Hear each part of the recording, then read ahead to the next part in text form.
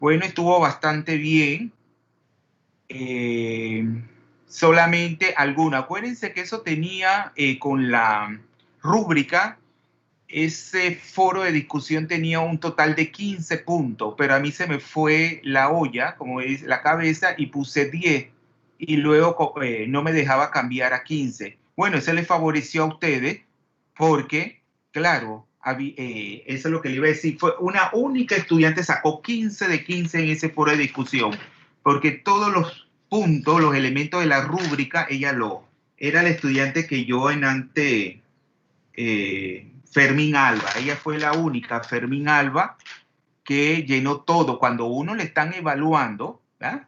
Uno le están evaluando un foro o un chat, usted tiene que ver la rúbrica para ajustarse a todo lo que se está evaluando y sacar la máxima puntuación.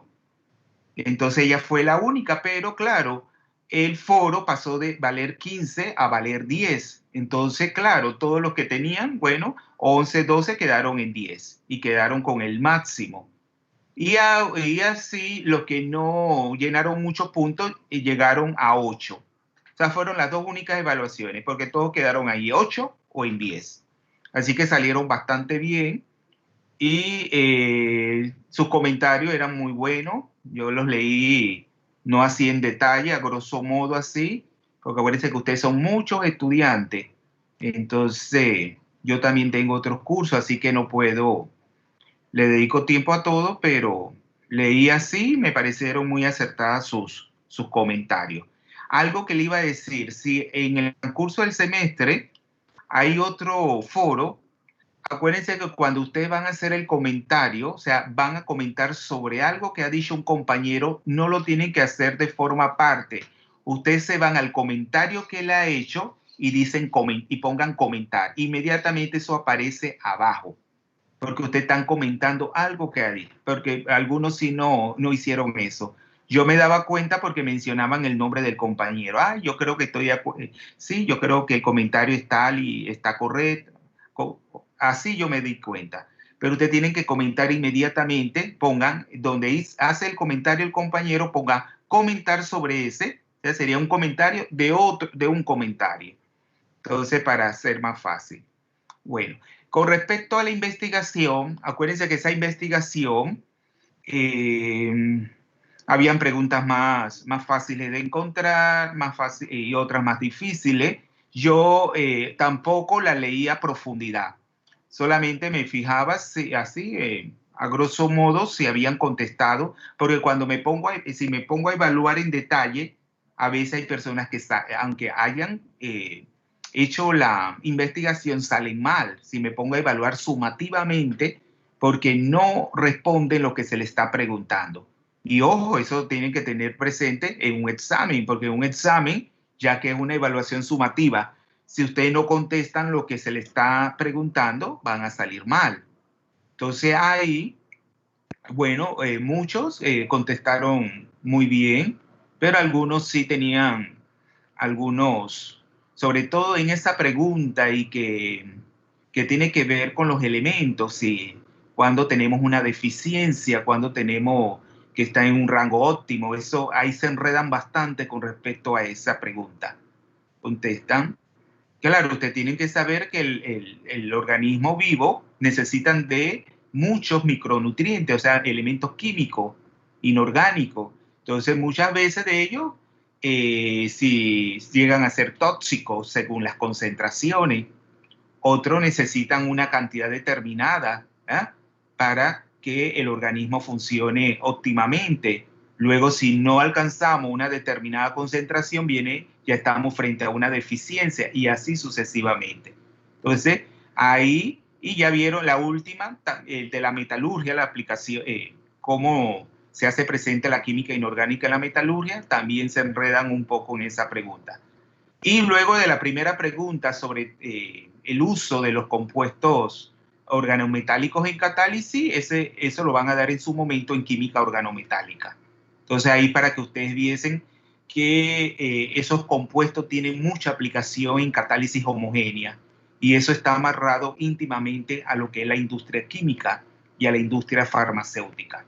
Entonces eso tiene su cometido, esa investigación, porque ahí ustedes se iban a dar cuenta de la gran importancia que tiene la química inorgánica.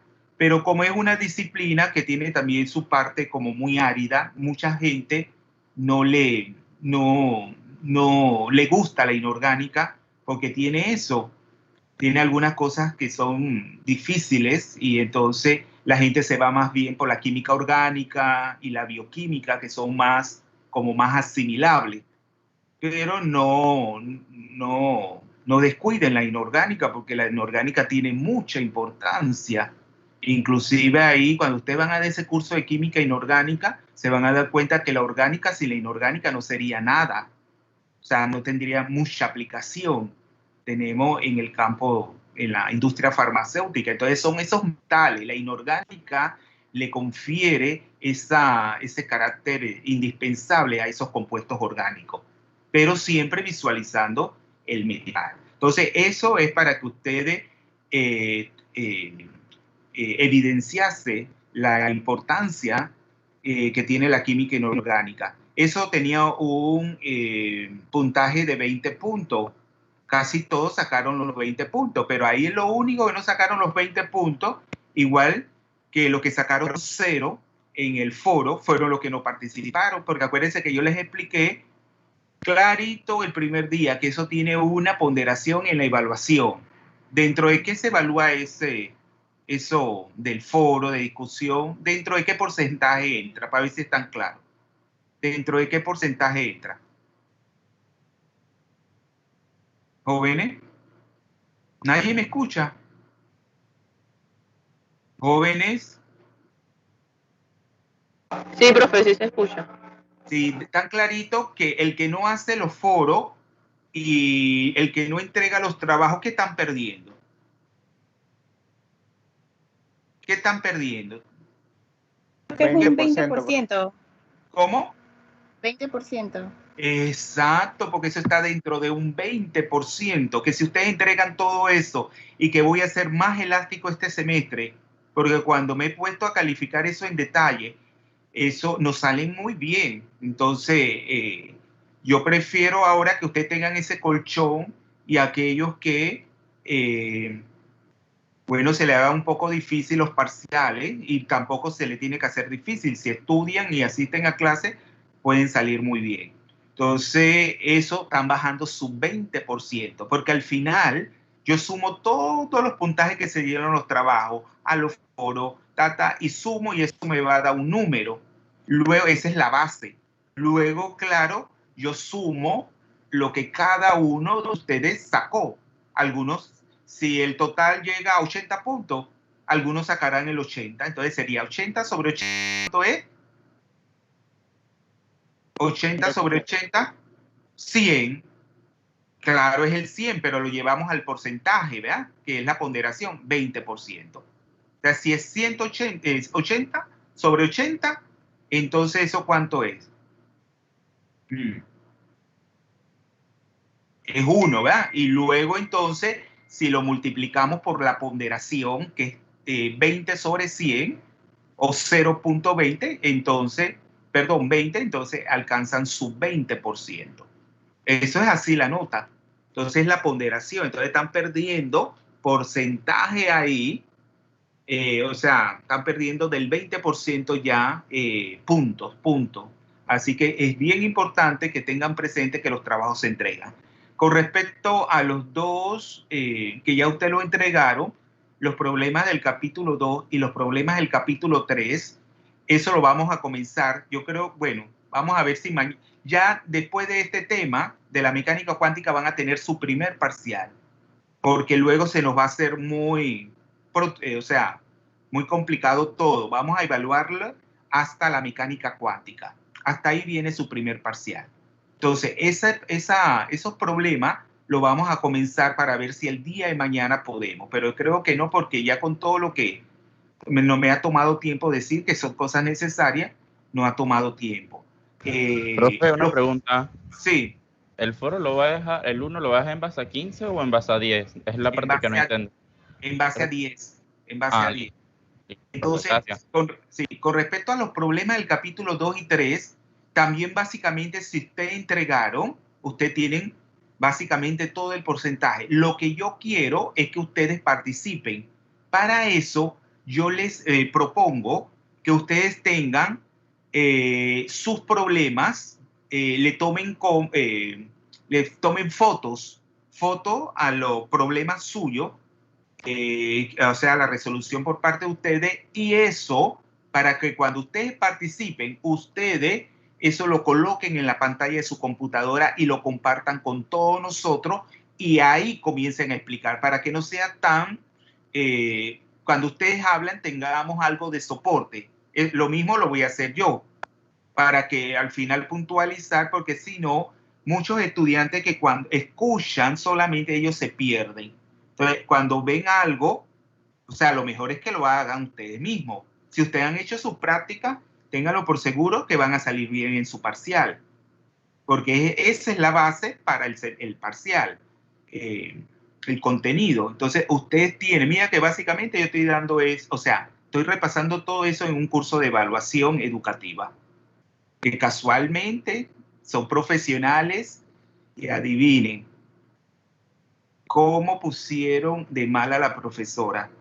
Porque la profesora, por eso que ustedes tienen que aprender y tienen que aprender bien y ser buenos profesionales, porque si no se quedan con todo esos comportamientos erróneos.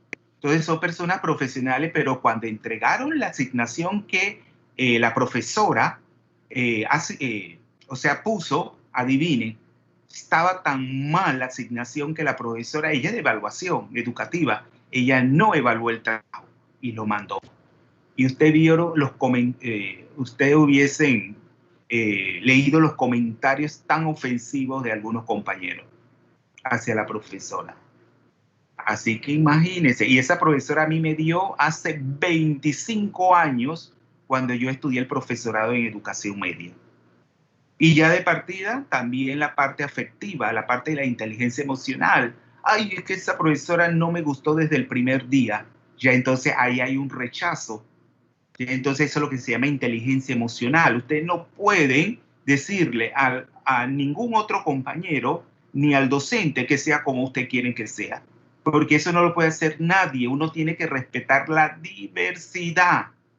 Acuérdense que ya existe todo eso de este es un mundo diverso y tenemos que respetarnos unos con otros para que estemos encaminados a lo que es la armonía y la paz en la sociedad.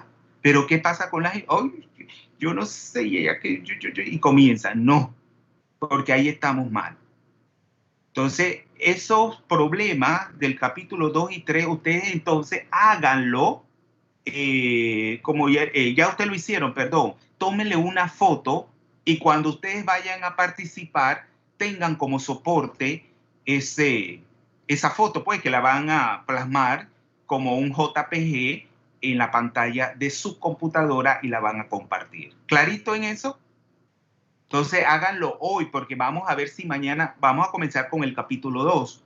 Así que esos son los primeros y participen porque ahí el que no participa entonces le voy a bajar unos puntos aunque la hayan entregado. Porque lo que se quiere es que ustedes participen en la discusión de esos problemas. Porque es lo mismo, si no participan, luego se quedan con todas esas dudas, con todas esas cosas erróneas y en el parcial cometen los errores. ¿Alguna pregunta ya para comenzar clase? ¿Alguna pregunta, jóvenes? Entonces eso es lo que yo le decía, no sean personas de bien, no le echen la culpa de su fracaso a nadie, sino uno mismo tiene a veces porque no, pero ¿qué pasa con muchos panameños? Siempre es echarle la culpa de todo lo que le pasa malo a otro y así se van.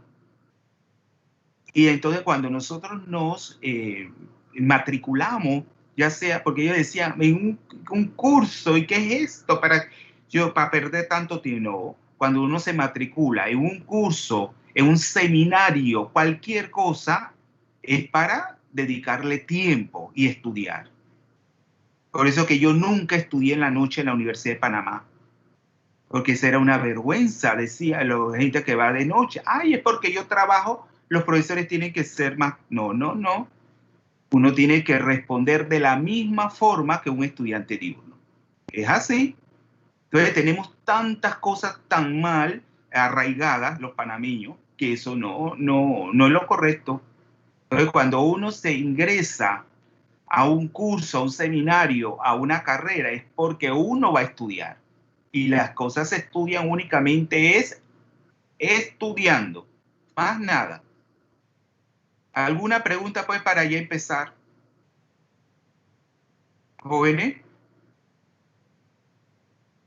¿Jóvenes, sí o no? No, profe.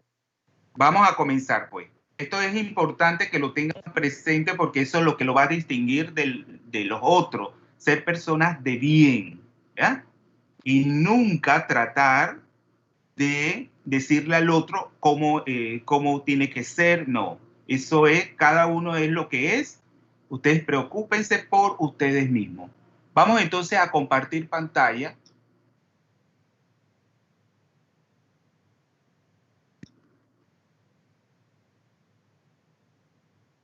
Habíamos quedado entonces con el tema. ¿Todos ven la pantalla? Sí, profe. Sí, vamos entonces a seguir, ya para terminar, nos falta poco de esta presentación. Vamos a seguir con las funciones de onda tipo P. Acuérdense que solamente vamos a estudiar básicamente las funciones de onda S, o sea, los orbitales S, y las funciones de onda tipo P. Porque esas son las que tienen protagonismo en la química de los elementos representativos o del grupo principal, que son los elementos del grupo 1, 2 y los que van del 13 al 18. Los elementos del grupo 3 al 12 son los llamados elementos, ¿verdad?, del bloque D, porque luego van a ver que en el otro curso no todos los elementos del bloque D son elementos de transición. Porque para que sea un elemento de transición necesariamente tiene que tener un subnivel, el subnivel de incompleto de electrones. Entonces ustedes se van a encontrar elementos del grupo 12 que tienen tanto el subnivel S como el subnivel D completamente lleno de electrones. Y la química de ellos se asemeja más a la química de los elementos representativos o del grupo principal y no a la de los elementos de transición, que tienen una química más variada, más rica. Eso lo vamos a estudiar el otro semestre. Entonces, estas funciones de onda tipo P, a diferencia de las funciones de onda tipo S, tienen la parte radial constante. Acuérdense que la función de onda consta de dos funciones que son la función de onda radial y la función de onda angular. Entonces, la parte radial acá es constante y la que va a variar, entonces, es la parte angular. Ya ustedes saben que esa parte angular depende de las coordenadas angulares. La angular sí, la parte angular depende de las coordenadas angulares z y phi en forma de funciones trigonométricas, seno y coseno. La más fácil de analizar es la función de onda del orbital, ¿verdad?, tipo del orbital PZ. ¿Por qué? Porque como ustedes ven aquí, la parte radial ya dijimos que es constante en esos tres orbitales, ¿verdad?, o en esas tres funciones de onda, del orbital P sub X, del P sub Y y del P sub Z. Y acuérdense que ustedes, inclusive, nosotros dijimos que el único que desde desde el inicio daba una función de onda real era el orbital PZ. El P sub X y el P sub Y quedaba en términos de números imaginarios. En ese campo caía la resolución. Y que luego, a través de relaciones matemáticas, nosotros nos desplazamos de los números imaginarios o de los números complejos, perdón. Acuérdense que los números complejos tienen una parte real y una parte imaginaria. Entonces nos pasábamos de una parte imaginaria a una parte real. Ustedes lo tienen que tener presente porque puede venir en el examen preguntándole. No es que ustedes van a hacer las transformaciones matemáticas, sino que se tienen que lo que tienen que tener, saber y tener presente es que muchas resoluciones, muchas funciones de onda caen, tienen sus valores, números imaginarios. Y claro, nosotros los químicos nos conviene trabajar más con funciones reales. Y por eso se hizo el cambio, ir de lo imaginario a lo real. Y la función de onda del orbital PZ es la más fácil de analizar de las tres funciones de tipo P. ¿Por qué? Porque solamente depende del coseno del ángulo Z. No depende de la otra coordenada angular que es la phi.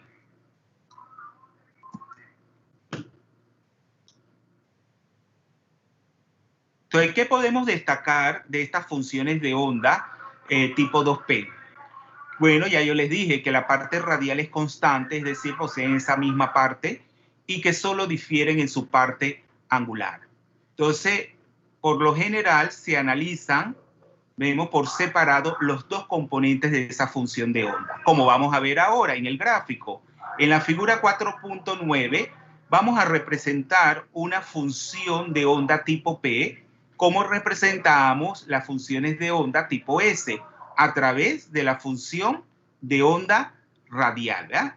Luego, el cuadrado de esa función de onda, que ya ustedes saben que corresponde matemáticamente a una función de distribución de probabilidades, y luego tenemos la que se llama la función de distribución radial. ¿Quién me explica para ver si nos estamos enterando de los términos? ¿Qué tiene esa función de distribución radial? ¿Se da en función de qué?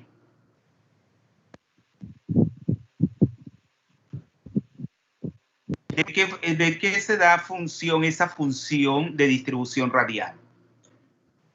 Es una función de distribución de probabilidades, al igual que el cuadrado de la función de onda. Acuérdense que es la radial, la parte radial. La parte angular aquí no la tomamos en cuenta. Esa la vamos a tomar en cuenta es cuando representamos, es más bien la forma, ¿verdad? La geometría y la forma que tiene el orbital. En este caso, el orbital P, los tres orbitales P. Entonces ahí lo tienen.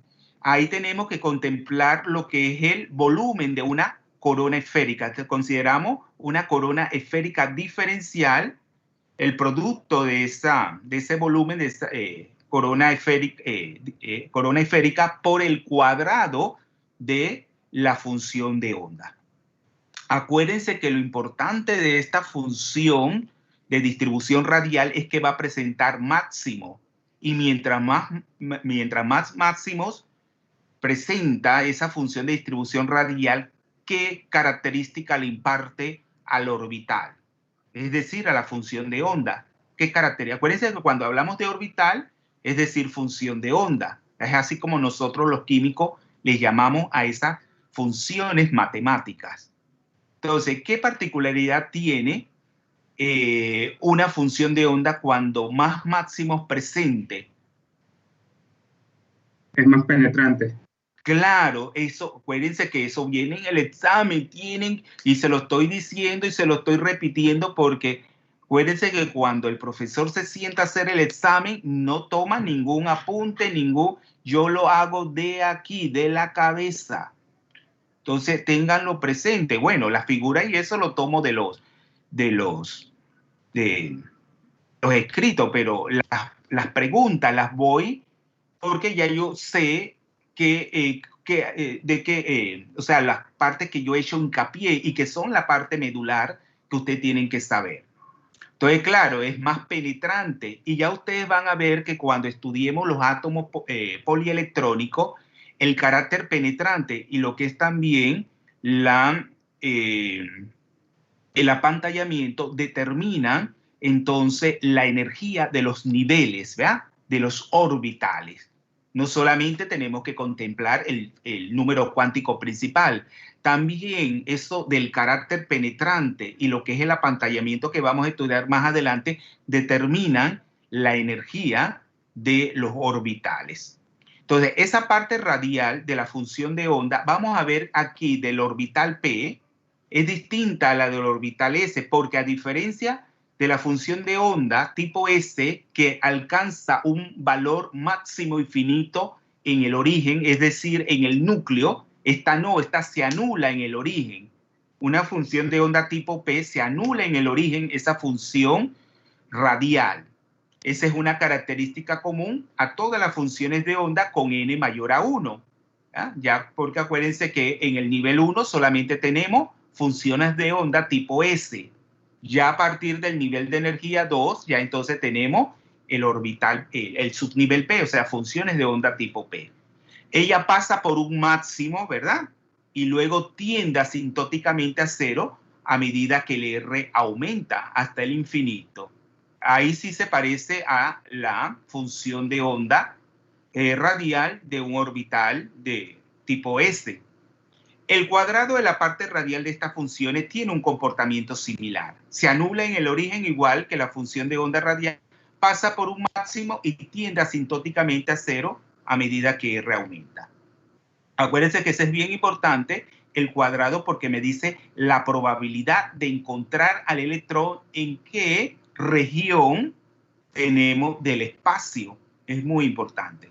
Por eso hablamos de algunos orbitales que son más internos, otros que son más externos, y eso lo determina, pues, tanto el carácter penetrante como también si ese máximo, ¿verdad?, del cuadrado se encuentra más próximo o más distante al núcleo.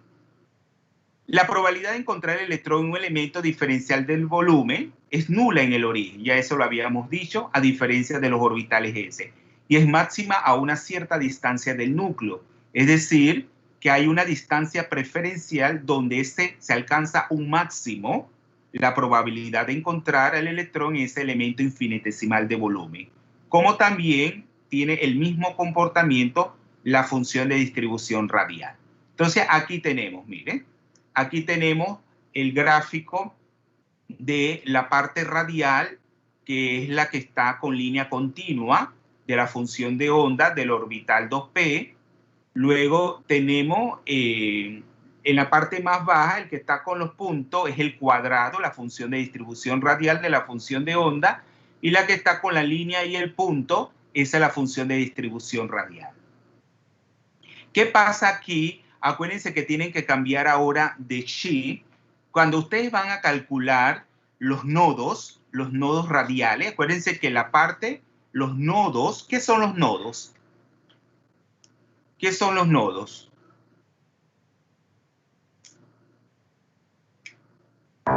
Es una región donde la probabilidad de encontrar el electrón es cero. Exacto. Y cuando decimos también, ahí la función de onda se hace cero, que nosotros hablamos más bien de superficies nodales. No es que sea un punto, pero acuérdense que aquí estamos representando bidimensional algo que es tridimensional. Lo estamos colocando de manera bidimensional. Y luego estamos diciendo que un punto, pero en realidad no es un punto, es una superficie nodal.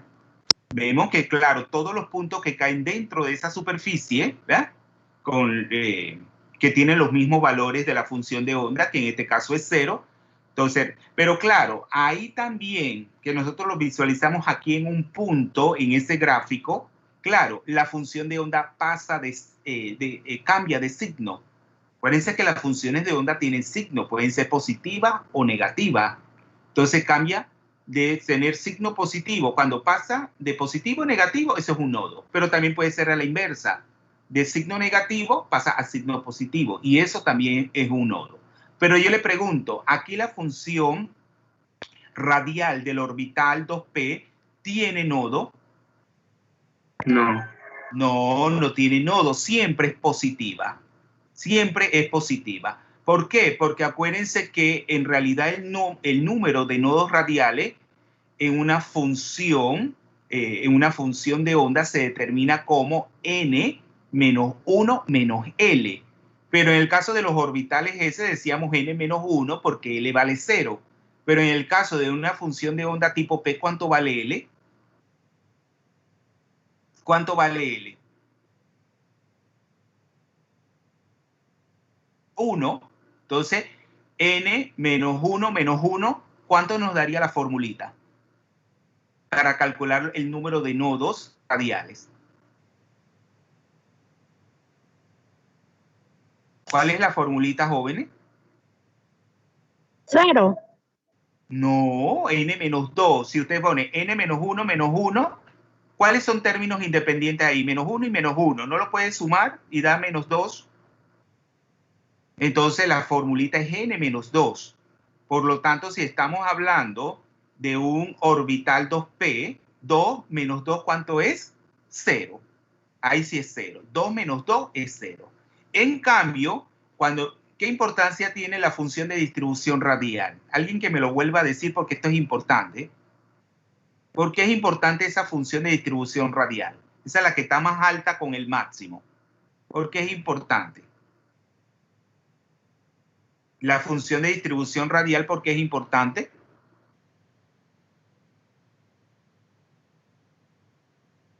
Porque ella presenta máximo, ¿verdad? Máximo. Aquí solamente presenta un máximo, que eso determina el carácter penetrante. Ya dijimos que eso de la penetración, el carácter penetrante y el apantallamiento tiene gran importancia en determinar los niveles de energía en los átomos polielectrónicos. Acuérdense que esto es para el átomo de hidrógeno, pero más adelante vamos a estudiar los átomos polielectrónicos, que es a partir del helio, ¿ah? A partir del helio ya las cosas se complican.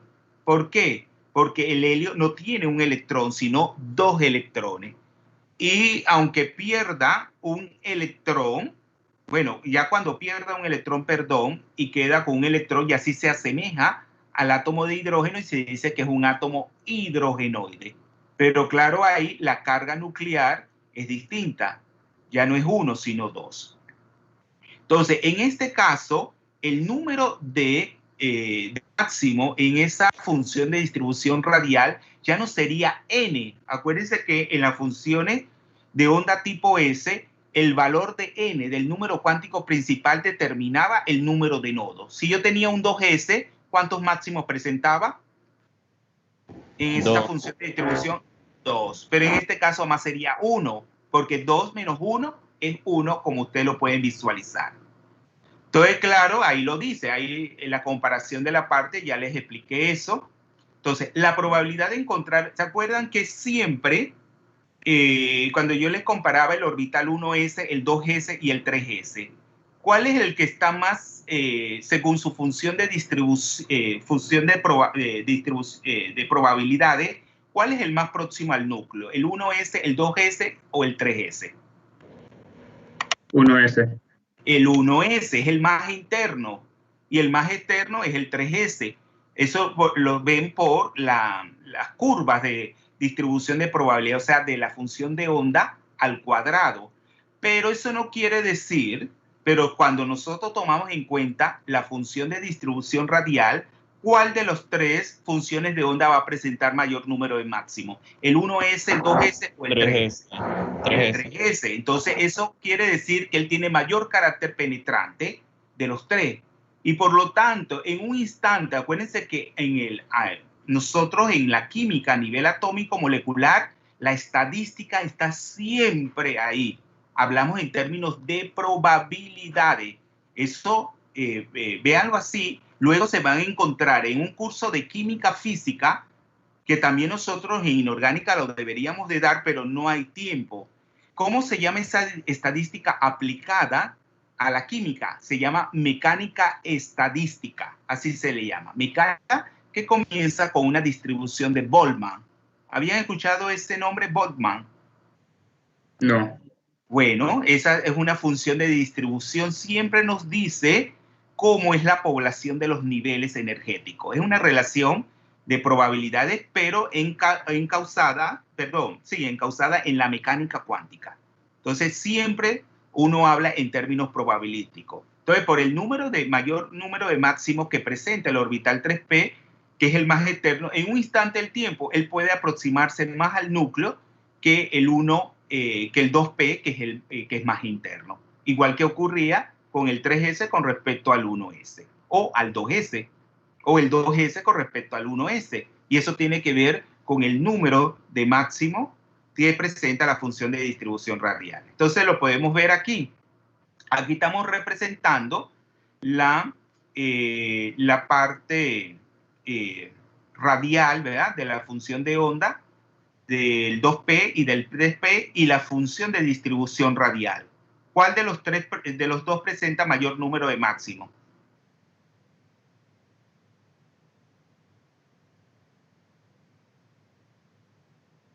¿Cuál de las ¿Cuál de las dos presenta el mayor número de máximo en la función de distribución radial?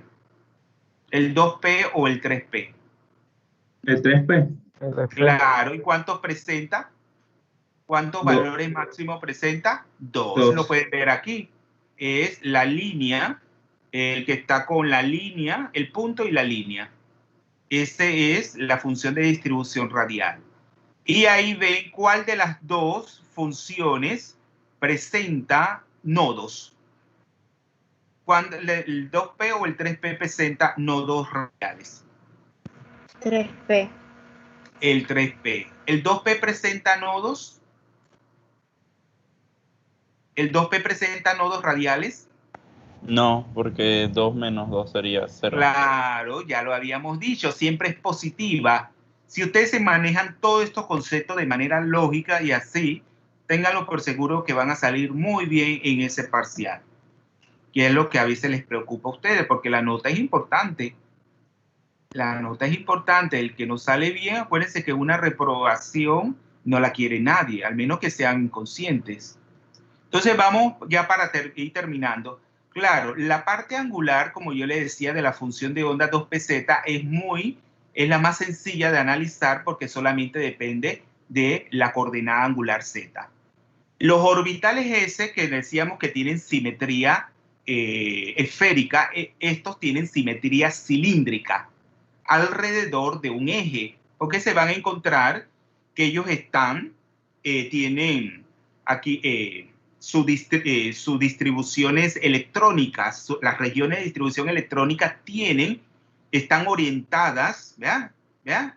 De una manera preferente en el espacio. Entonces vamos a encontrar, como ya sabemos, 3 orbitales P, pero uno va a estar sobre el eje X, el otro sobre el eje Y y el otro sobre el eje Z. Y van a tener la misma forma, que van a ser como dos esferas que están conectadas a través de un nodo, que en realidad es una superficie nodal, en donde ellos van a tener pues valores máximos, esas circunferencias que están centradas con respecto al eje, ya sea el eje Z o el eje X o el eje Y, dependiendo si es el orbital P sub X, el P sub Y o el P Z. Entonces, el valor, bueno, claro, para un determinado valor de R, vemos en donde esa es una constante, acuérdense, nosotros ya dijimos que la parte radial es constante en los orbitales P. Y lo que hace es que dependiendo del valor, en este caso del PZ, que solamente depende del coseno Z, entonces va a tener dos puntos, dos valores extremos, ¿verdad? Que uno es positivo o negativo, porque tengo el punto extremo, si yo digo el coseno de 0, ¿cuánto es? El coseno de 0. 0. 1. 1. Y el 1. coseno de 180, menos Menos 1. 1. Entonces ahí alcanza los valores. Entonces acuérdense que estamos hablando aquí de que la parte radial es constante. Entonces, variando el ángulo Z, que ya es una coordenada angular, entonces esa función de onda toma esos dos valores extremos. Y claro, cuando el coseno de 90 grados, ahí sí es 0, ¿ah? Cuando tenemos el coseno de 90, entonces el valor de la función de onda se hace 0. Y ya también sabemos que, pero este es un nodo angular, no se confundan con el nodo radial, este es independiente. Este es independiente de la parte radial, este nodo. Entonces, en realidad hablamos de una superficie, de un plano nodal. Así se le llama, un plano nodal. Vamos a ver, mire. Y lo mismo ocurre, el mismo comportamiento, si ustedes matemáticamente lo analizan, pero claro, las funciones angulares del 2P sub X y el 2P sub Y son más complejas. Pero acuérdense que nosotros los químicos no hacemos tanto hincapié en la parte matemática. Claro que tienen que saber el porqué de las cosas, pero no es que lo vamos a poner a resolver y luego a graficar, porque inclusive eso se hace a través de ordenadores. Entonces, con respecto al 2p sub x y el 2p sub y, claro, vamos a tener la misma simetría, dos circunferencias que llamamos lóbulos, ¿verdad? Los lóbulos centrados en el eje X. Igual ocurre con el 2p sub y, dos circunferencias que también van a tener dos valores máximos, extremos, centrados sobre el eje Y. Pero si nosotros hablamos de la superficie de los planos nodales, en el caso del orbital 2p sub z, ¿cuál sería ese plano? ¿A qué sería igual el plano? Acuérdense que un plano abarca dos coordenadas. Si el eje z está acostado, ¿verdad?, sobre el eje z, ¿cuál es el plano nodal? Mire, vamos a ver, es que ustedes espacialmente tienen que hacerse la idea. Si ustedes tienen su hoja del cuaderno, o lo que es un tablero, o la pantalla de la computadora, vamos a decir que la longitud, vamos a decir de la altura del computador, eso es la Z, ¿verdad? La Z. Y luego lo que va, como si fuera como la línea, lo vertical, ¿verdad? Lo vertical es el eje Z. Y lo que va horizontalmente de su pantalla de su computador, eso es la X. A veces eso es relativo. Eso cambia porque el sistema de coordenadas siempre usted lo determina, ¿verdad? Como a usted le parece. Pero por lo general, igual, como se los puse aquí, es así. En la dirección vertical es el eje Z. Está en el plano de la pantalla. Y la línea horizontal de su pantalla sería el eje X. Claro, las coordenadas pueden tomar valores positivos o negativos. Ya sabemos que la X hacia la derecha es positiva, hacia la izquierda es negativa. La Z hacia arriba es positiva y hacia abajo es negativa. Pero la coordenada, que sería la coordenada Y, es la que va a salir de la pantalla, que puede ser por delante de la pantalla o por detrás. Cuando va por delante de la pantalla, ¿qué signo tiene? Cuando va por delante, positivo. Y cuando va por detrás de la pantalla es negativo, porque acuérdense que esto es tridimensional. Por lo tanto, si la función de onda del orbital 2p sub z está sobre el eje Z, ¿cuál es el plano nodal? ¿Cuál sería el plano nodal?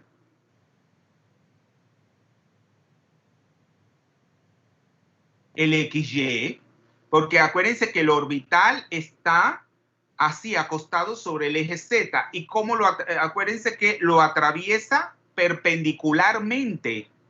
Entonces, el plano que abarca es la coordenada X y la coordenada Y. ¿Lo ven?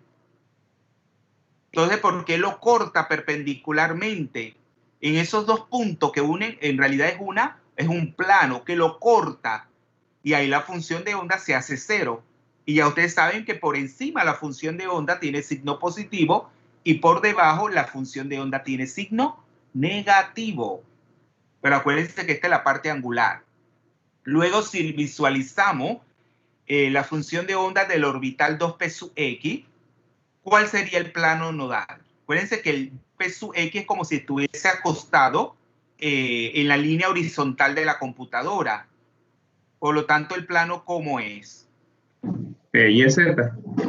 El YZ, entonces lo corta perpendicularmente, pero ya no sería así horizontal, sino vertical. Así vertical pasa y corta a ese, bueno, al eje X, el plano YZ, lo corta en ese punto donde la función de onda se hace cero. Y en el caso del 2p sub y, ¿cuál sería el plano? El XZ. El XZ, muy bien, que abarca entonces sería, si ustedes tienen, claro, ese es el orbital que está fuera del plano de la computadora. Entonces, claro, es como si yo con con una hoja, lo corto desde arriba. Lo corto hasta arriba, lo intercepta, pero claro, en el punto ese donde la función de onda se hace 0. Entonces, eso es las características que tiene la parte angular de la función de onda tipo P. Y ahí se los explican en los planos, cómo son para cada uno de los orbitales. Y es lo que decía, esas zonas de máxima probabilidad electrónica en los orbitales P están orientadas y distribuidas en direcciones preferenciales del espacio, a diferencia de los orbitales S que tienen simetría esférica. Y es así como se representan, ya yo se los había dicho, de manera muy abstracta, pero aquí ya lo pueden ver representado. Entonces, claro, cuando ustedes se representan esos orbitales de esa forma, la parte sombreada es la que tiene signo negativo y la parte en blanco es la que tiene signo positivo. Es lo que yo le decía, el orbital PZ por lo general, o sea, la parte positiva es la de arriba y la parte negativa es la de abajo. En el caso del orbital P sub X, la parte positiva es a la derecha y el lóbulo con la circunferencia, ahí lo dibujamos, en realidad es la simetría cilíndrica, nada de circunferencia, pero cuando lo vamos a representar en una hoja, decimos que es son circunferencias, pero en realidad lo escribimos como unos lóbulos, ¿va? Unos lóbulos, y que luego ustedes tienen que saber que ellas son independientes, ¿verdad? Cuando hacemos esos dibujos del número cuántico principal n, porque la parte angular, ¿de qué depende? ¿De qué depende la parte angular? ¿Depende del número cuántico n? No, profe. No depende. ¿De qué depende? De L y M sub L. Todo eso lo tienen que tener clarito para el examen. Y ellas solamente denotan la simetría, ¿verdad? La simetría que ya decimos que es simetría cilíndrica, pero en realidad lo estamos representando en forma de lóbulos. Y la orientación que está sobre el eje X, el eje Z o el eje Y. Y aquí terminamos ya. ¿Alguna pregunta con respecto a este tema? Sí, profe, yo no quedé muy claro entre la diferencia entre un nodo radial y uno angular. Entre un nodo radial. Acuérdense que la función de onda se descompone en dos partes, en la radial y en la angular. Los nodos radiales son los que va a tener la función de onda radial cuando yo voy graficando la función de onda versus la R, versus el radio vector, o sea, la distancia a la que se encuentran los orbitales del núcleo. Entonces, ahí la función de onda va a tener nodos, a veces y a veces no. Acuérdense, ya lo dijimos. Por ejemplo, un orbital 2P va a tener nodos radiales. Radiales no. No. Y un orbital 1S tampoco. Pero entonces, esos nodos que presenta la función de distribución, la función de onda radial es independiente de los que presenta la parte angular. Que ya cuando representamos cómo varía la función de onda es con las coordenadas angulares, que son la z y la phi. Ya ustedes saben, en forma de una función trigonométrica, porque cuando ustedes se van a ver cómo varía la función de onda, al variar lo que es la distancia r, esa función, ¿qué forma matemática tiene? ¿Qué forma matemática tiene esa función de onda? La radial. Sí. Exponencial. Es una exponencial decreciente, que siempre se le dice que a medida que R aumenta, tiende hacia el infinito. A medida que R tiende al infinito, que es como si fuera la letra alfa, pero es infinito, ¿qué pasa con la función de onda radial? Siempre, ya sea un orbital S o un orbital P. ¿Qué pasa? Tiende asintóticamente a cero cuando el radio aumenta. Exacto. Pero ¿qué diferencia la más marcada hay entre una función de onda tipo S y una función de onda tipo P? Lo estoy preparando para el examen porque así es como viene el examen. O yo les pongo dibujos, diagramas, y ustedes les pido que contesten ciertas preguntas. Porque yo sé cómo darme cuenta si ustedes están aprendiendo o no. Porque mis preguntas del examen no son de memoria. Entonces yo fácilmente me doy cuenta si ustedes están entendiendo o no. Entonces, ¿qué diferencia básica hay entre las funciones de onda tipo S y las funciones de onda tipo P? El número de máximo de una función de onda S es igual a n, y en una función de onda tipo P es n-1. Claro, pero la básica, muy bien ese comentario, pero la básica es que la función de onda de un orbital S alcanza su máximo en el origen de coordenada, o sea, en el núcleo. Y eso es muy importante porque eso hace que los orbitales S sean más penetrantes que los orbitales P, que la función de onda radial se hace 0 en el origen. Y eso es algo ya característico de las funciones de onda con n mayor a 1. ¿Se acuerdan? Que el máximo, que en el núcleo, esos orbitales P alcanzan un valor de 0. Entonces eso nos dice que nunca un electrón que se encuentra en un orbital P lo vamos a encontrar próximo o en el núcleo, porque la misma función de distribución de probabilidades nos está diciendo que no, es 0. Y si es 0, no hay ninguna probabilidad de encontrar el electrón cerca del núcleo o en el núcleo mismo. Por eso que los orbitales S son más penetrantes que los orbitales P por su naturaleza.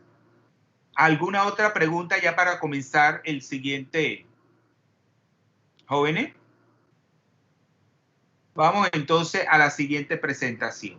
En la siguiente presentación, ¿qué nos falta de los números cuánticos que ustedes estudian desde la secundaria, que son 4? ¿Qué nos falta? Los espines. Exacto, el número cuántico de spin. Que en realidad, cuando nosotros hablamos del estado orbital, estamos denotando pues los 3 números cuánticos que denotan, tenemos un orbital. Aquí lo dice.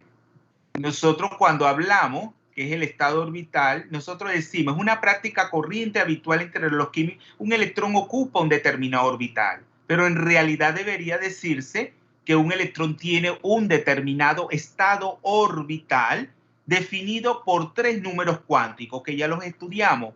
¿Cuáles son esos 3 números cuánticos? El N, L y M sub L. L y M sub L.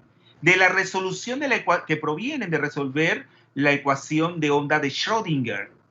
Pero nos falta uno que no tiene que ver nada con la ecuación de onda de Schrödinger. También es una magnitud mecánica cuántica, que es la S, el número cuántico de spin, así se le llama, número cuántico de spin.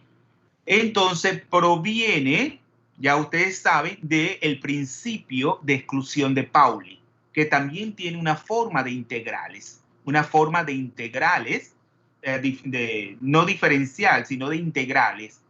Eso lo van a estudiar en la mecánica cuántica. Entonces, a partir de ahí, entonces sobreviene ese número cuántico de spin, que vamos a saber que solamente puede tomar un valor. Es una magnitud intrínseca del electrón. O sea, es una magnitud de naturaleza puramente mecánico-cuántico y es propia de todos los electrones. Es intrínseca, ¿eh? Es intrínseca. Y vamos a ver que ese número cuántico de spin, que se designa con una letra S minúscula, que no la tenemos que confundir con los orbitales tipo S, las funciones de onda tipo S, sino es el el número cuántico de spin. Es claro que ese número cuántico de spin va a determinar un momento angular de spin, como también lo determina el número cuántico de momento angular orbital, que es L. Entonces, la magnitud de ese momento angular de spin, que es igual para todos los electrones, a diferencia del momento angular de orbital, que no se los puse en la diapositiva, pero él tiene la misma forma matemática, pero ahí sí depende si es un orbital tipo S, tipo P o tipo D, porque ahí tenemos que reemplazar el valor de L. Para S, L vale 0. Para P vale L1. Para D, L vale 2. Pero tiene esta No se lo he puesto en pantalla completa. Entonces tiene esta forma. ¿Están viendo? Tiene para determinar, acuérdense que el momento angular de spin, como el momento angular orbital, es un vector, es una cantidad vectorial, y ustedes saben que los vectores, ¿por qué se distinguen? Cuando estudiaron en física los vectores, ¿por qué se distinguen los vectores? Tienen dirección, ángulo y magnitud.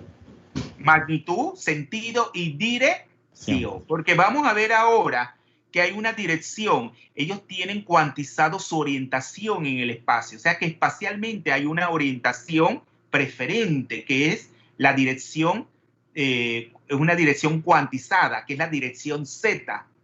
Entonces, claro, nosotros vamos a ver que dentro de esa dirección hay dos sentidos. ¿Cuáles son los sentidos de la dirección Z? Dirección y sentido no es lo mismo. Eso lo estudiaron en física. ¿Cuántas físicas ustedes han dado? Jóvenes. Dos. Y ya las terminaron. Ya no van a dar más física. Se supone que no. Es que a ustedes les quitaron física. Nosotros dábamos 4 físicas. Pero básicamente, entonces, la física 3 y la física 4, nosotros estudiamos básicamente la mecánica cuántica, que también se conectaba con la inorgánica, pero claro, en la inorgánica nunca vamos profundamente.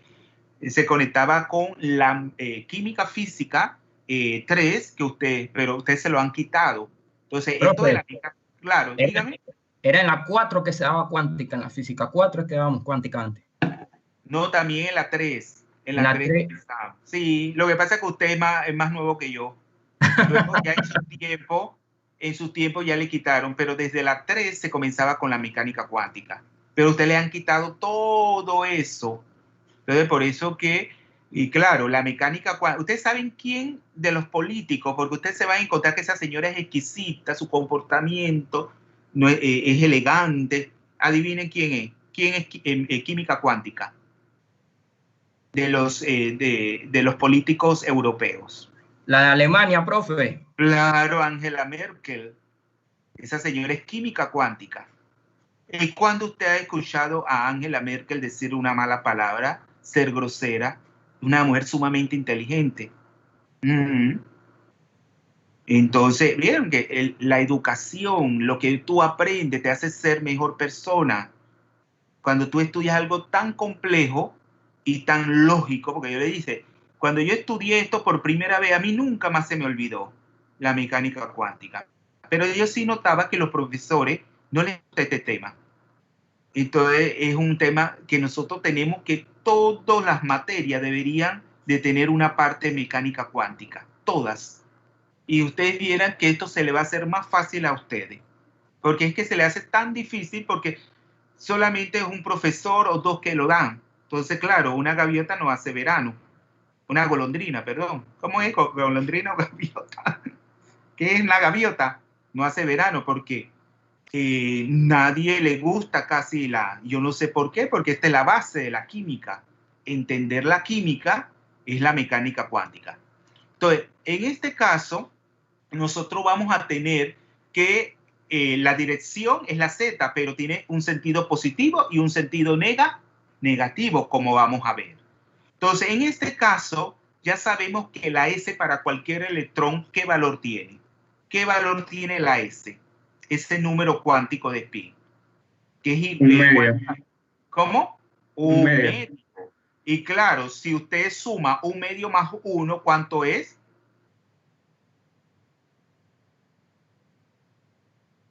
¿Cuánto es? 1 medio más 1. Un entero más 1. 3 medios, profe. ¿Cuánto? 3 medios. 3 medios. Y luego multiplica 3 medios por 1 medio, que eso, ¿cuánto es? 3/4. 3/4. ¿Y cuál el numerador o el denominador tiene raíz cuadrada exacta? ¿3 o 4? El denominador. 4. Claro, entonces el módulo sería, porque la h sobre 2pi, eso está fuera del radical. ¿Oyeron? Eso no va dentro del radical. Solamente va dentro del radical, es S por S más 1. Ahí hay un error. Porque ustedes saben por qué hay un error. Porque tiene paréntesis, debería estar antes de la raíz cuadrada. ¿Lo ven? Ahí hay un error, ya me di cuenta. Porque ese H2pi, la constante de Planck está en todas partes. La H sobre 2pi muchas veces se representa como H barra. O sea, la H con una rayita en el palito, así interceptando el palito de la H. Entonces, eso significa, siempre que se va a encontrar esa H con esa línea horizontal arriba, eso significa H sobre 2pi. Pero eso está fuera del radical. Entonces, dentro de la raíz cuadrada, porque es una raíz cuadrada, o sea que la raíz de 2, ¿verdad? Entonces sería raíz de 3, porque 3 no tiene raíz cuadrada exacta, sobre 2. Y todos los electrones presentan ese momento angular de spin, es una constante. Por eso que cuando nosotros damos los 4 números cuánticos, en realidad nosotros no los damos en función de S, sino del número cuántico magnético, que es el M sub S, que es el que nos dice, claro, porque los electrones se comportan como pequeños imanes, como un imán que va a tener, o sea, ese momento angular de spin determina un momento magnético. Entonces, ese momento magnético se va a alinear o va a estar alineado, o sea, se va a acoplar o no a un campo magnético externo. Por eso que ya cuando se aplica un campo magnético, entonces, claro, yo voy a tener dos números cuánticos, dos números magnéticos de spin, el más U medio y el menos U medio, dependiendo de su alineación o no con el campo magnético externo. Entonces, claro, ustedes que estudiaron la secundaria, ¿qué les decían de ese número cuántico? Alguien que me haga un speech de eso. ¿Qué les decían de ese número cuántico? Le decían que era como, se originaba por la rotación del electrón sobre su propio eje, ¿se acuerdan? Entonces, claro, siempre se asimilaba a un movimiento de rotación, como lo hacen los planetas sobre un determinado eje. Entonces, claro, esta es una analogía que se hace y que se hizo en su momento, pero no conviene llevarlo demasiado lejos, porque acuérdense que ese movimiento de rotación de los planetas pertenece a lo que es la mecánica clásica, newtoniana, y aquí estamos frente a un problema mecánico cuántico. Y lo mismo pues que el momento cinético de rotación de cualquier cuerpo esférico, vemos, depende de su masa, si la distribución es homogénea o no, y de su radio. Todas magnitudes características del sistema, pero y luego, ¿qué se suma a eso? De que ese movimiento de rotación, vemos, de ese cuerpo esférico, que depende de su masa, de la distribución de esa masa dentro de la esfera del radio, también depende de ¿qué? De la velocidad angular, porque ese electrón y esa velocidad angular, ese vector, depende del módulo, de la dirección y sentido, las cuales pueden ser variables. Entonces, claro, el módulo es igual. El módulo o la magnitud es igual para ese momento angular de spin. Entonces, ese, acuérdense que vale un medio. Y ya yo les dije que no lo deben confundir con el símbolo de las funciones de onda tipo S. Entonces, yo les dije que también que ese vector momento angular está cuantizado espacialmente, igual que el momento angular orbital, porque si en el momento angular orbital claro, ese valor, ese L va a tomar una dirección preferencial con respecto al eje Z. Por eso hablamos de los M sub L. ¿Se acuerdan de los M sub L? Que eran las diferentes orientaciones que tomaban los orbitales al aplicársele un campo magnético. Lo mismo pasa acá. Entonces, claro, cuando se aplica un campo magnético, entonces ese momento angular de spin, que depende de ese, se va a proyectar, vemos, en una dirección predeterminada, que en este caso es el eje Z. Entonces, en ese caso es cuando hablamos del número magnético de spin, que es m sub s. Es decir, que las proyecciones que va a tener el momento angular de spin sobre esa dirección z puede valer m sub s por h sobre 2pi. Otra vez aparece el h sobre 2pi, que es el h barra, pero multiplicado por m sub s, que solamente puede tomar dos valores. Está cuantizado a dos valores. Puede ser más u medio y menos u medio. Por lo tanto, cuando yo quiero determinar el estado de un electrón, solamente bastan 4 de los 5. ¿Por qué 4 de los 5? Porque uno de ellos es constante para todos los electrones. Entonces no tiene, vamos a decir, sentido hablar de un S que es igual a un medio para todos los electrones. Vamos a ver si están entendiendo. ¿Qué han entendido? Dígamelo con sus palabras. ¿Qué han entendido de esto de del spin? ¿Qué han entendido?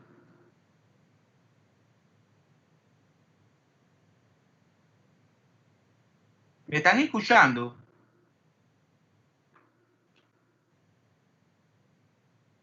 Jóvenes. Todos están entendiendo.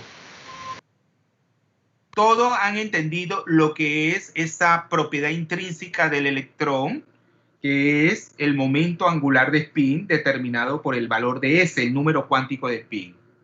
¿A qué es igual la magnitud? Que es igual para todos los electrones. ¿A qué es igual? Un medio.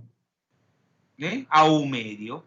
Y habíamos dicho que la magnitud del momento angular de spin era igual, es una constante para todos los electrones. ¿Y a qué es igual?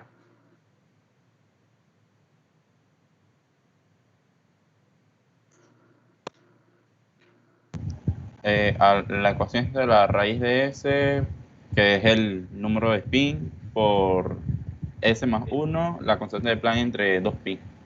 Claro, y habíamos dicho, sustituyendo S por un medio, habíamos llegado que esa magnitud es igual raíz cuadrada de 3 sobre 2 por h sobre 2pi. Entonces, ¿qué me pueden decir ahora del m sub s? ¿De dónde proviene el m sub s? ¿De dónde proviene el m sub s? Del principio de exclusión de Pauli, profe. Sí, pero sí, proviene no de resolver la ecuación de Schrödinger, sino del principio de exclusión de Pauli, ¿verdad? Vemos que, acuérdense que los dos spines, ¿verdad? Los dos estados de spin pueden ser más un medio y menos un medio, ¿verdad? Siempre el mismo valor, pero con signo opuesto. Pero ¿de dónde proviene físicamente ese m sub s?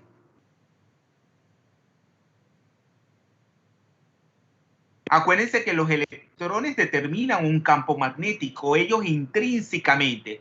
¿Cuándo ellos van a determinar un campo magnético?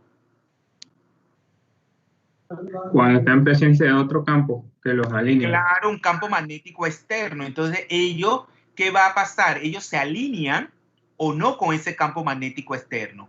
Es decir, si yo tengo dos estados de spin que inicialmente están degenerados, como los valores de m sub l que denotan los orbitales, están degenerados. ¿Qué pasa cuando yo aplico el campo magnético? Ellos pierden la degeneración. O sea, no tienen ya la misma energía, porque el estado de spin con m sub s igual a menos un medio va, como se alinea con el campo magnético externo, con ese vector, entonces se estabiliza en energía. Entonces se hace más estable y su energía disminuye. En cambio, el estado de spin con m sub s más un medio, que como dijo Adán, provienen de resolver mecánica cuánticamente el principio de exclusión de Pauli. Entonces, ese se sube en energía, o sea, se desestabiliza, ¿verdad? Y ya ahí la energía de los dos ha variado en el mismo factor, uno disminuyendo y el otro aumentando. Entonces, eso es lo que yo le digo aquí. Bueno, es una práctica habitual que usted represente en esos estados de spin con flechas verticales y con signos opuestos, ¿verdad? El que está hacia arriba con m sub s más un medio y hacia abajo menos un medio. Entonces también, bueno, ya yo les dije que todo electrón tiene un momento magnético asociado, es como si se comportasen como pequeños imanes, y ese momento magnético, no lo olviden, se relaciona con el momento angular de spin. O sea, M sub S y S están relacionados. Entonces, cuando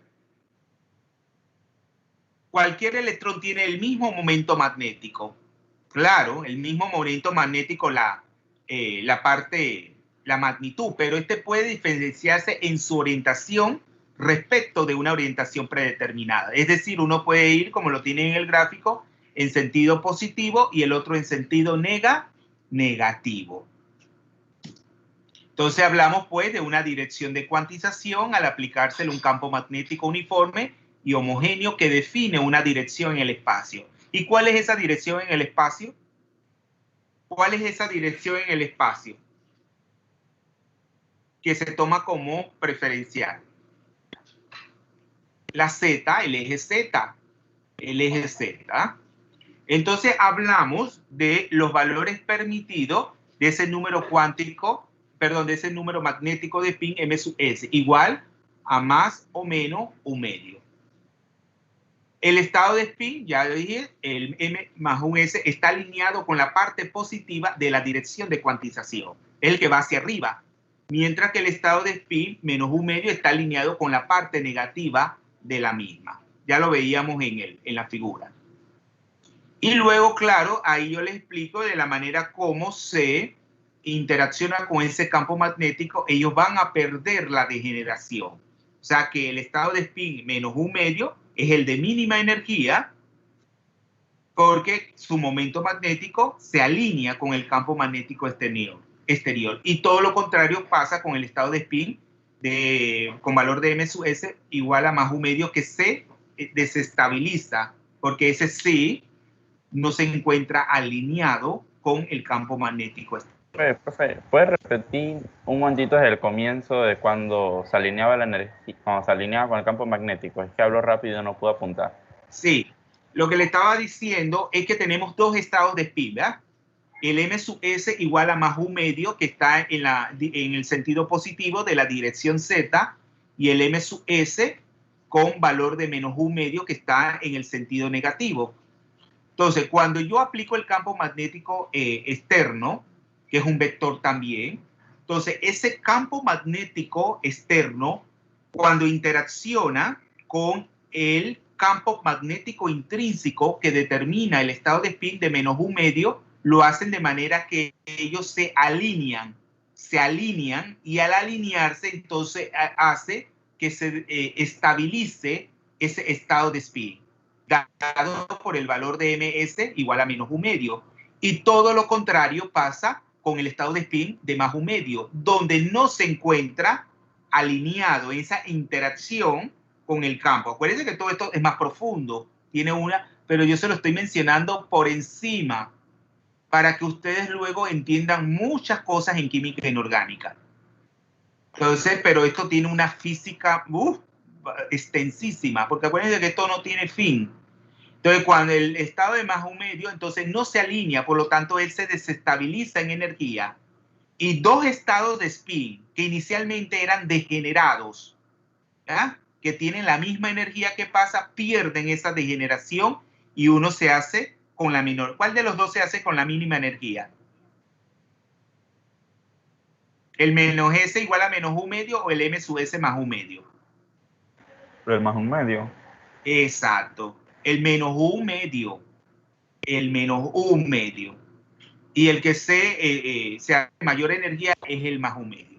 Nosotros, cuando ustedes estudian la resonancia magnética nuclear, entonces también se ve los espines, ¿verdad? Del núcleo, pero ya no hablamos de los electrones y el núcleo. Entonces ahí es muy común que se hable de dos estados de spin, ¿verdad? Dos estados de spin nuclear, el alfa y el beta.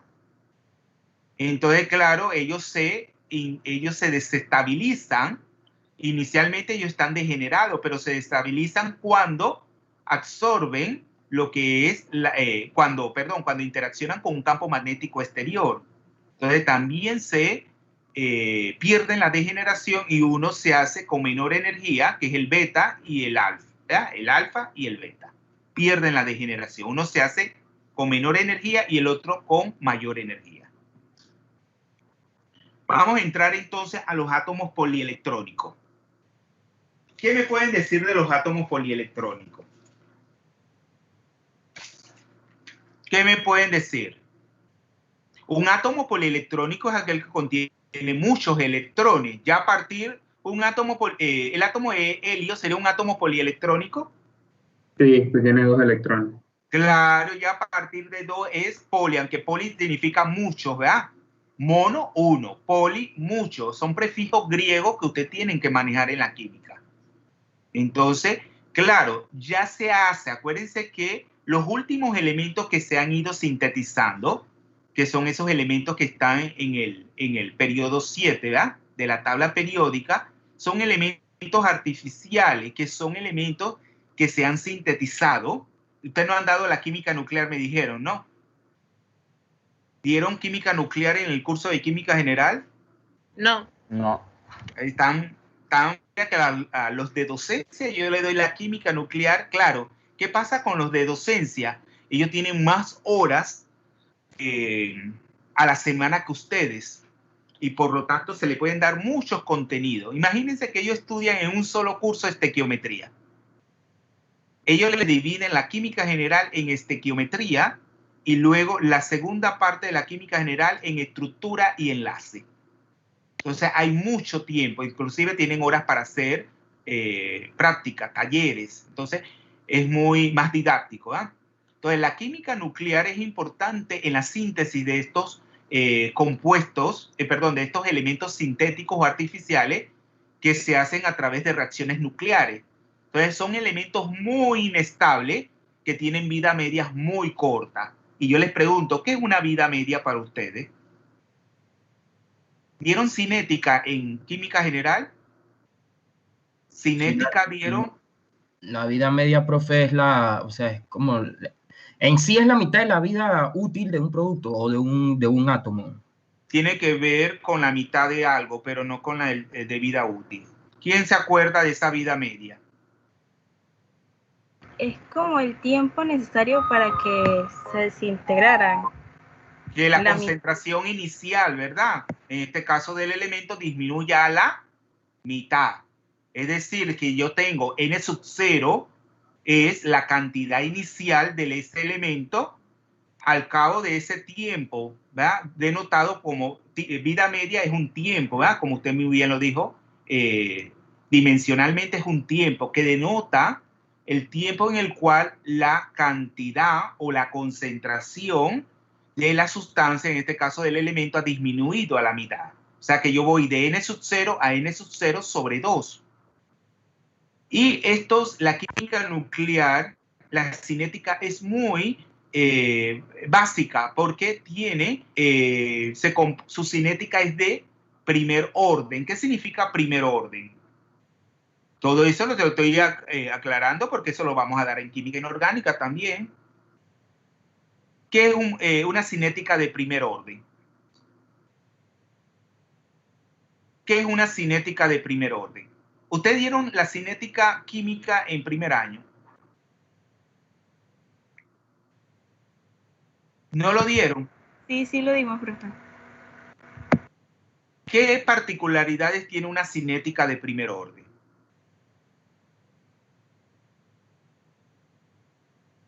Que es proporcional a la concentración.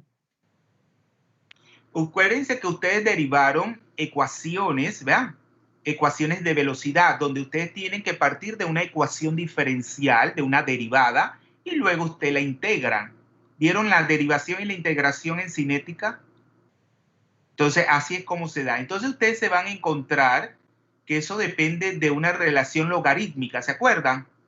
De una relación logarítmica. Entonces, cuando ustedes se van a encontrar ahí el periodo de vida media, ese periodo de vida media es independiente ¿de qué?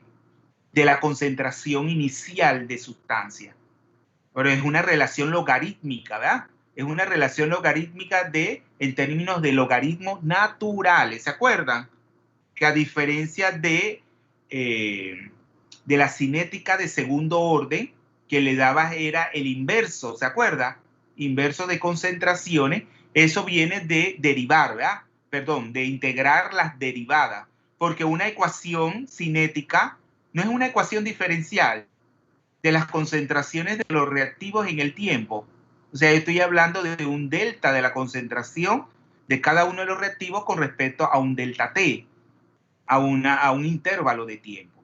Entonces, claro, yo planteo una ecuación cinética, pero yo también sé por la ecuación de velocidad que la velocidad que es igual a una constante de velocidad. ¿Por qué? Por la concentración de los reactivos elevado a un exponente, que ese exponente es el que se le llama orden de reacción.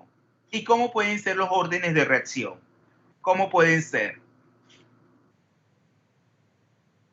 Les falta repasar eso. Eso no viene en este parcial.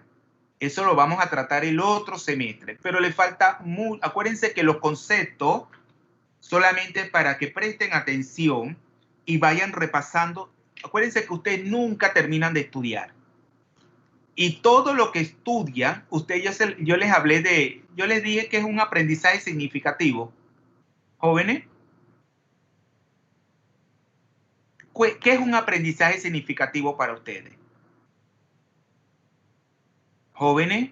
Es un aprendizaje continuo y que siempre, como siempre mantener los conocimientos, pues, o sea, no que me aprendo algo y lo olvido, ya lo desecho. Claro, es cuando, muy bien, es cuando ustedes aprenden de manera tal que internalizan el conocimiento. Y ese conocimiento ustedes lo pueden extrapolar a nuevas situaciones.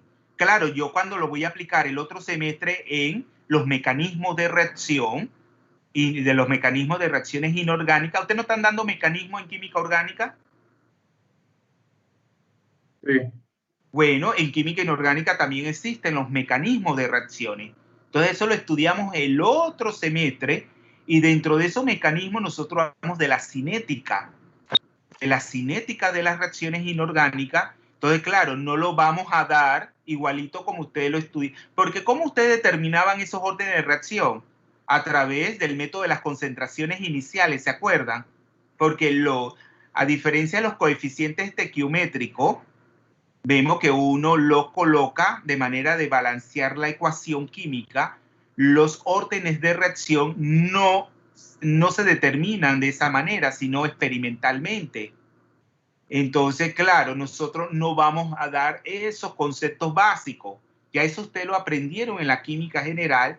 Luego usted lo va a aplicar, a extrapolar a otros conceptos más complejos. Y es ahí cuando uno dice que ha habido aprendizaje significativo.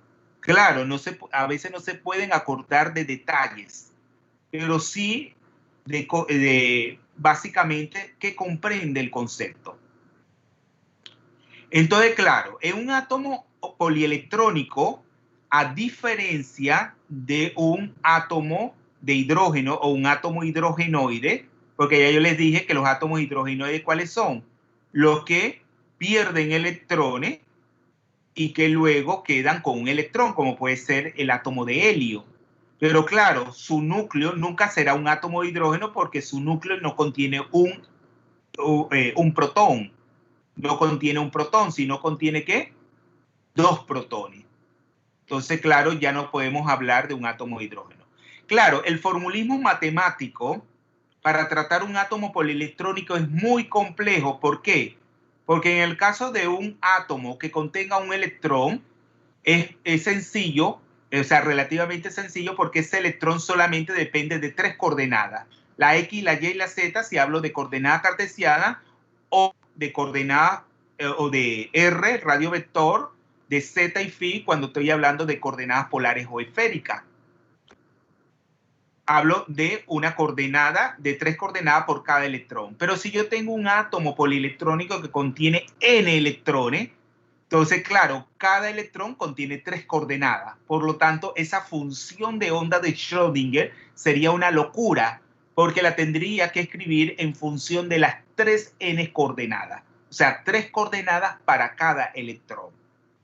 Y también, claro, en un átomo polielectrónico, desde el punto de vista electrostático, yo tengo que tener en cuenta la atracción coulombica del núcleo hacia todo y cada uno de los electrones, como también las repulsiones de cada uno de los de cada uno de los electrones hacia todos los restantes. O sea, yo tengo que tener en cuenta, y el problema aquí, el factor de mayor complejidad, aquí son las interacciones interelectrónicas, que ustedes ya saben que finalmente cómo la voy a medir. ¿Cómo voy a medir o a cuantizar esas repulsiones interelectrónicas que va a determinar, tenemos el resto de los electrones con respecto a un electrón de valencia? ¿Cómo la voy a determinar? Constante de apantallamiento. Claro, a través de ese formulismo matemático que es la constante de apantallamiento. Pero claro, jóvenes, eso lo vamos a ver mañana porque ya no hay tiempo. Ya mañana sí terminamos esta presentación y la semana que viene, entonces, ¿qué es? Práctica de problemas. Ya entonces les voy colocando esta presentación, yo creo que no se la he puesto en la plataforma, en el aula virtual, igual que la segunda. Les voy a poner las dos presentaciones para terminar la práctica que la tienen que entregar, que se la voy a poner para que la entreguen. Hoy estamos la van a entregar hasta el otro domingo. ¿Me están escuchando? Sí, hasta el otro domingo la práctica de este capítulo, y que la siguiente semana vamos a seguir practicando con este tema de la mecánica cuántica, y a partir de ahí entonces ya ponemos fecha para el primer parcial. ¿Alguna pregunta? No, profe. Entonces tienen que estudiar, porque acuérdense que este tema tiene muchos conceptos. Y acuérdense que, claro, ustedes van a tener todo a mano, pero si ustedes no están estructurados, ¿veo? Mentalmente, ¿verdad? Se les va a hacer un enredo, que eso les pasaba a los estudiantes. Ay, profesor, y no terminaban. ¿Y qué pasa? Ustedes tienen que entregar ese examen en un periodo establecido, porque si no, luego la plataforma ya no le acepta el examen. Entonces, trabajen ordenadamente, tengan todos los conceptos a mano. ¿Ah? Puede ser que se hagan como una serie de fichitas y eso les va a ayudar para que ustedes tengan todo a mano, cosa que no pueden hacer cuando estamos presencialmente, porque eso significa una copia, y una copia se le quita el examen y se le evalúa con 0. Pero en el caso de los exámenes virtuales, ustedes tienen esa ayuda, pero a veces esa ayuda es contraproducente. ¿Por qué es contraproducente? Porque esa ayuda de tener todo es contraproducente. Porque si no estudiaste no sabes por dónde empezar, no sabes dónde buscar. Claro, porque dice, ay, qué va. Eso es jamón.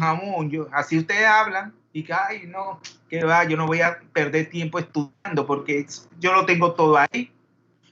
Y no estudian. Entonces, si es un examen presencial, ya usted estudia con más conciencia porque saben que no pueden sacar nada. Pero acá, como tienen todo a mano, entonces se descuidan y cuando van a ver, pueden quedar en una F, y F baja. Entonces eso es lo que ustedes no pueden hacer. Entonces eso es un consejo que les doy. Entonces nos quedamos aquí y ya mañana terminamos con esto de los átomos polielectrónicos. Pero hay un tema que cuando se finaliza este tema, que es muy importante, porque lo que se quiere al final de este capítulo es que ustedes manejen los términos espectroscópicos. Los términos espectroscópicos que luego van a ser protagonistas cuando estudiemos la espectroscopía electrónica. Entonces, es bien importante que ustedes sepan escribir un término espectroscópico, cómo se deriva ese término espectroscópico. Porque decir que la energía de un orbital solamente depende de N y de L es algo insuficiente. También que tenemos que tomar en cuenta las interacciones interelectrónicas, y también tenemos que tomar en cuenta el acoplamiento del momento angular orbital con el momento angular de spin. Acuérdense que esos momentos angulares no existen en forma independiente en el átomo. Ellos se acoplan y al acoplarse hace que las energías de los niveles energéticos del átomo cambien. Entonces, ahí vamos a terminar. ¿Alguna pregunta ya para terminar? ¿Jóvenes? Bueno. Profe, yo llegué tarde. Sí, vamos a ver las tardanzas, que ya usted tiene en clase. Parece que tienen que estudiar porque si no, van. ¿El nombre? Los que llegaron tarde. Marina Quiroz. Marina Quiroz. ¿Quién más? Adán Díaz. Braulio. Adán. Ramírez Ana. Sí, espérese un momento.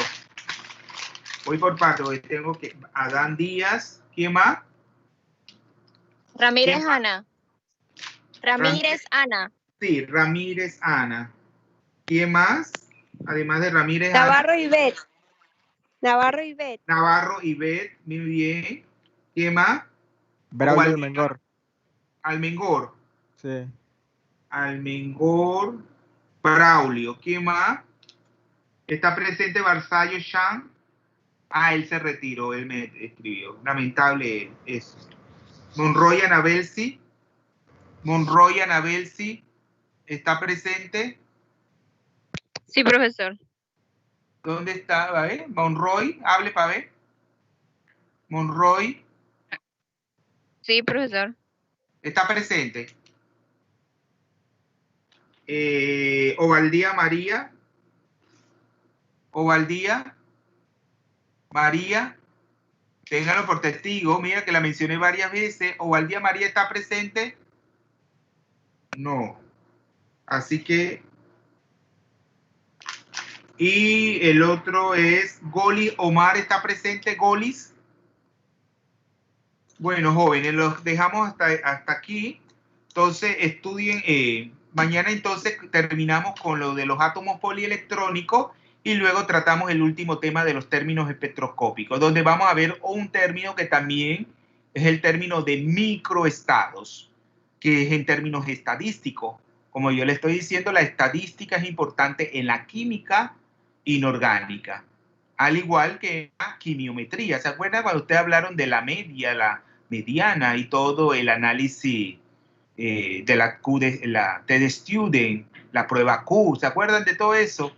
El análisis ANOVA en la química analítica. Bueno, esa es una estadística más sencilla, pero también en la inorgánica tenemos lo que es la estadística ahí, de la mano con la química. Entonces, hasta mañana, estudien. Acuérdense de no faltar mañana. Hasta mañana. Hasta mañana, profe. Hasta mañana, profe. Chao. Chao. Mañana. Chao, profe. Chao.